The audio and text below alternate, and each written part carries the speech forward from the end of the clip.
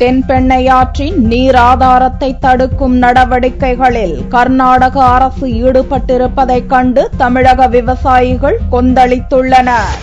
தென்பெண்ணை ஆற்றின் மூலம் கிருஷ்ணகிரி, தர்மபுரி, திருவண்ணாமலை, விழுப்புரம், கடலூர் ஆகிய 5 மாவட்ட விவசாயிகள் பயன்பெறுகின்றனர். தென்பெண்ணையாறு ஆற்றின் குறுக்கே கடந்த காலங்களில் தடுப்பணைகள் கட்ட சட்டப்படி வழியில்லாததால் கர்நாடகா பல்வேறு குறுக்கு வழிகளை பின்பற்றி வருகிறது.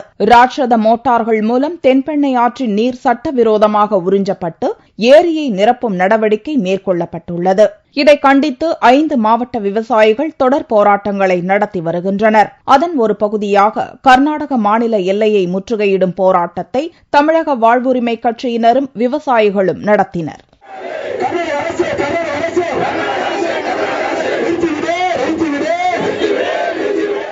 இன்றைக்கு தென்பெண்ணை ஆற்றின் குறுக்கே வருகின்ற தண்ணீரை முழுவதும் இன்றைக்கு 250 HP மின் மோட்டார்களை பொருத்தி நெடுக்க தண்ணீரை உறிஞ்சி அதன் மூலமாக கர்நாடகத்தில் இருக்கிற 130 ஏரிகளை நிரப்புவதற்கான ஒரு கொடிய திட்டத்தை கர்நாடக அரசு துணையோடு அங்கிருக்கின்ற ஒரு சட்டப்பேரவை உறுப்பினரையே அவர் செய்திருக்கிறார். நம்முடைய தமிழக காவல்துறை அதிகாரிகளை கொண்டு அதை தடுத்து நிறுத்த முதலமைச்சர் அவர்கள் நடவடிக்கை எடுக்க வேண்டும்.